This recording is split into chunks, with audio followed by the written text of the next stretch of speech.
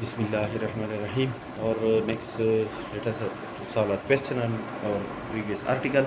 That is, let f of x is equal to 1 divided by 1 plus x square is continuous on the interval 1 to plus infinity. To check that the function f of x is convergent or divergent on the given interval. So, therefore, the integral from 1 to infinity f of x dx is equal to limit when m tend to infinity integral from 1 to m f of x is equal to 1 divided by 1 plus x square dx. Now, the 1 divided by 1 plus x square is the derivative of tangent inverse of x, limits from 1 up to m. If I upper and lower limit, we have tangent inverse of m minus tangent inverse of 1. Apply limit to the difference of these two functions, limit m tend to infinity tangent inverse of m minus limit m tend to infinity tangent inverse of 1 is a fixed quantity which is equal to 5 divided by 4. And apply the limit to this function, we have tangent inverse of infinity minus 5 divided by 4.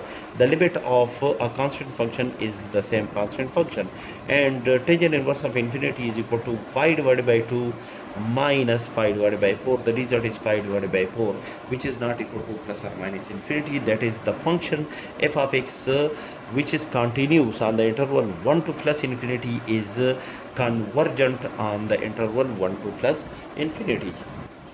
Another example, that the function f of x is equal to e raised to power 2x in exponential function is continuous on the interval minus infinity to 2.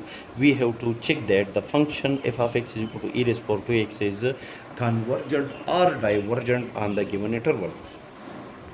We have integral from minus infinity to 2 f of x dx is equal to limit when m tend to minus infinity integral from m to 2 e raised to power 2x dx, where f of x is equal to e raised to power 2x.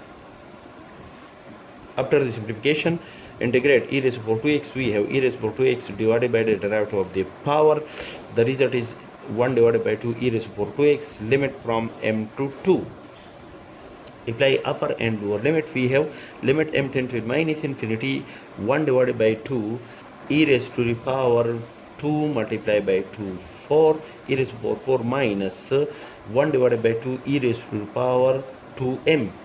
If I limit to the difference of these two functions, we have limit m tend to minus infinity e raised to power 4 divided by 2 minus limit m tend to infinity minus infinity e raised to power 2m divided by 2. Or with respect to the limiting sign, this is a constant function.